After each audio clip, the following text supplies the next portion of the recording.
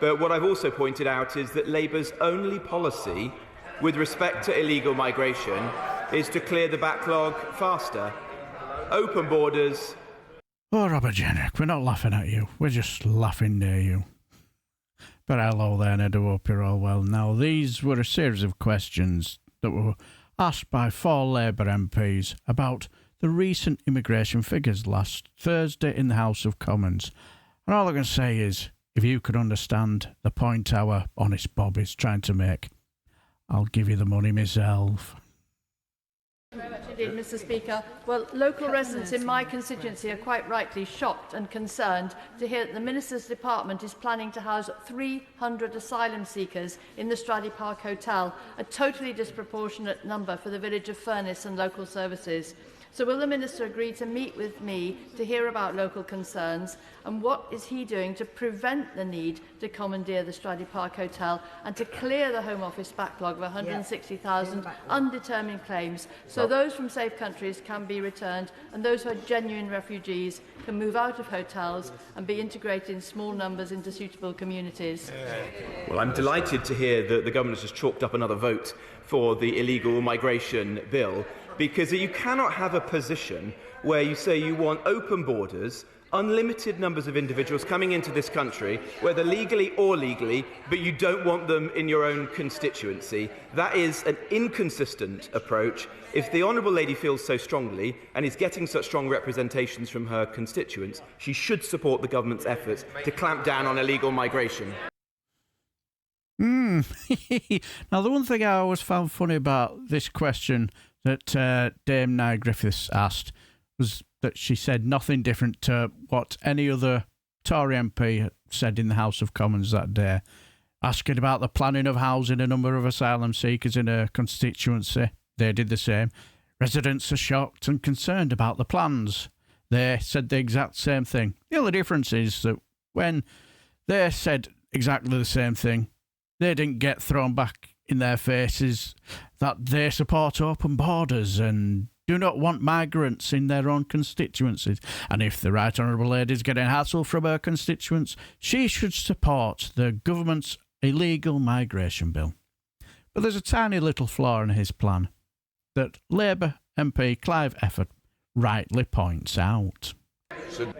Speaker, the government's clearly lost control of all aspects of immigration and migration, and we have voted against the Nationality and Borders Bill and the Illegal Immigration Bill because we said they wouldn't work, and these figures show they haven't worked.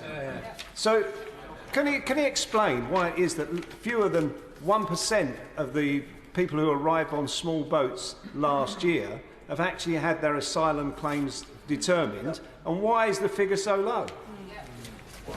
Well, the honourable gentleman has voted against, or his party have voted against, every measure that this government has brought forward to control migration, whether that be legal or or illegal. So his contention that the Labour Party would get control of migration is frankly laughable. It is important that we bring the backlog of cases down. That's why the Prime Minister, Home Secretary and I have set out a very clear plan to do that. We're seeing the dividends of that, and we expect the legacy backlog to be cleared over the course of the year, as we promised. It is not correct, however, to suggest that if you can process illegal migrants' claims faster, that will reduce the number of people coming into the country. In all likelihood, it will lead to an increase. Well, yes, the reason why those on the opposite benches didn't vote for it is because it didn't work, did it? And the numbers seemed to attest to that as well, didn't it? They're asked to explain the reason why less than 1% who arrived in small boats last year have had their asylum claims resolved, to which our honest Bob replies with complaining about the fact that he voted against a bill that clearly hasn't worked, so it's all his fault. Then spouts on about the importance of reducing the backlog of migration cases, while in the same breath arguing that processing illegal migrants' claims faster would not necessarily reduce the numbers coming here, and suggesting it would lead to increased numbers. Yeah, mental, innit? And also, when he says processing illegal migrants' claims faster statement, how does he know they're illegal if their applications haven't been processed yet? Or am I missing something? Clearly, this tweaked the interest of Labour's MP, Karin Smyth. Mr. Speaker, somewhat unusually this morning, we seem to have learnt something new from the dispatch box, which is that the Home Office's inability to progress applications, resulting in many people living in hotels, including in Bristol and across the country, means that the holding pattern will remain for some time. And that may be, in fact, a deliberate policy. And as the Minister said, if they were progressed, there would be more. That is what he has said. He can clarify. So the question is really, how long are people expected to live in hotels in cities across the country? What is the support being given to local authorities, as my friend from Clethley just asked? And what is the ultimate plan that the government has for these people? He didn't say that, and the Honourable Lady should check the record after this urgent question. What I said was that the Labour Party's approach, as I understand it, is to let more people in and to process their claims faster. And I gently pointed out that that is very unlikely to result in fewer illegal migrants crossing the Channel. What we do need to do is suffuse our entire system with deterrence. That's why we're bringing forward new sites, like the large sites and barges. That's why we're bringing forward the illegal migration bill. We want to clear the backlog, but above all, we want to stop people coming in the first place. And the sustainable answer to that is break the business model of the people smugglers, back the illegal migration bill. So yes, when our honest Bob said that processing claims faster won't necessarily reduce the numbers, Karin Smyth quite rightly suggests that keeping asylum seekers in hotels is a deliberate plan then. And how long are they planning to keep them there? What support local authorities and ultimately the asylum seekers as well, what support will they be receiving? To which our honest Bob denies he said that and recites the open borders drivel. You know, she says that a lot. We'll get to that later. He then waffles on about the fact that processing claims faster is unlikely to result in fewer illegals, yeah, that word again, migrants crossing the Channel, while at the same time saying that their goal is to clear the backlog. Then emphasises the need for a deterrent through the entire system, like new sites such as large sites and barges and the illegal migration bill that so far is about as much use as a big pile of poo. Everybody getting this at the back so far? No, me neither, if I'm honest. And clearly Labour's Andy Sloughter is struggling to understand as well himself. Thank you very much, Mr. Speaker. I think the Minister needs to get his story straight on the asylum backlog.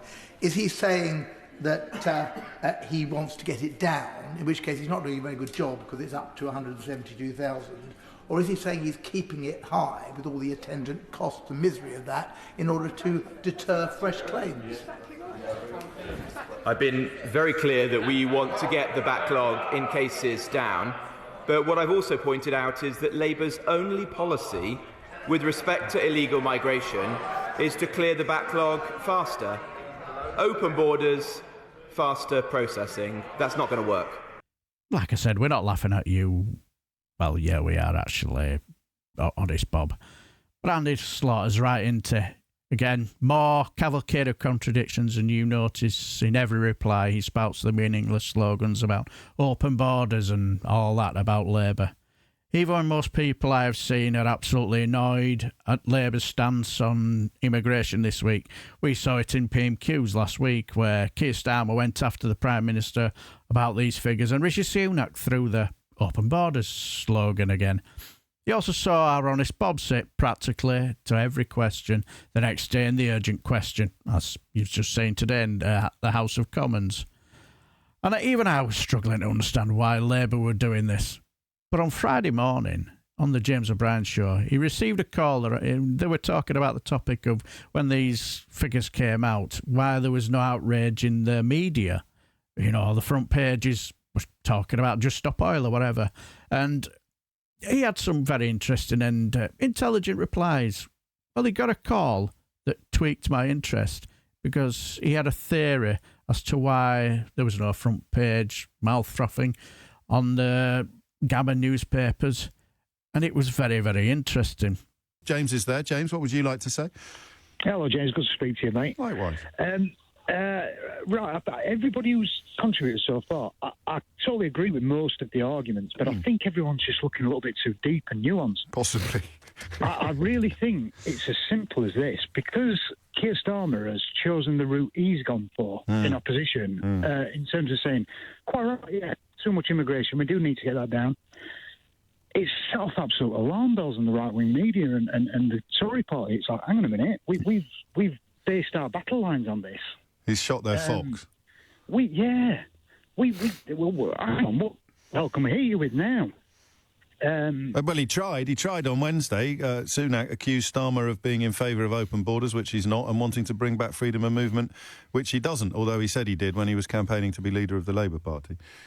Exactly, and this is the thing, you see, because he's took the stance that he has, and actually I think he's playing a very, very clever chess game, to be honest. And the same thing with Brexit.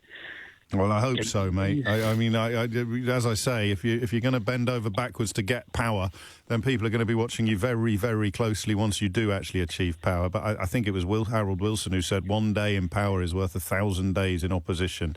And it's very refreshing to have a Labour leader who understands that simple equation. But a lot of people worried about how far he is bending. It is, and I'm somebody who voted for Jeremy Corbyn and liked a lot of what he had to say. And I used to, for example, on Facebook, follow a lot of left-wing Labour. You know, they berate Starmer something terrible. He's the new Tony Blair. He's the demigod. They'll never forgive him if he wins, will they? No, and I try and nice and gently point out, listen, I agree with you. I was a big fan of Jeremy. However, doesn't help when you can't get into power. That's such an obvious point to make. No, I know, yeah. But you make it till you're blue in the face, mate. You won't touch the sides of some of these sort of people who. It's a bit like Brexit, except that of course with Brexit they got what they wanted, and it all fell apart in their hands. I suppose if you're still subscribing to the idea that Labour could have won in 2019, then you've always got that counterfactual. If only that hadn't happened and that hadn't happened, we would have won and we'd all be living in a New Jerusalem by now. You might just be right. Well, what do you think? I have a feeling he might have something there. Not saying he's right and I'm not saying he's wrong, but I just have a feeling he might have something there. Especially with what Labour are doing, because it's the only best reason I can come up with at the moment. Don't make sense to me, but anyway. Maybe you thought everything that Honest Bob said was just made perfect sense. Well, if you did, let me know, because if I'm honest, I didn't have a clue what he was waffling on about. But do you agree with the caller? If you do, let me know down below, and if you don't, just tell me why anyway, because I'm a big boy and I can take it. And I shall leave the video here, and until the next time, I shall bid you farewell and take care, my friends.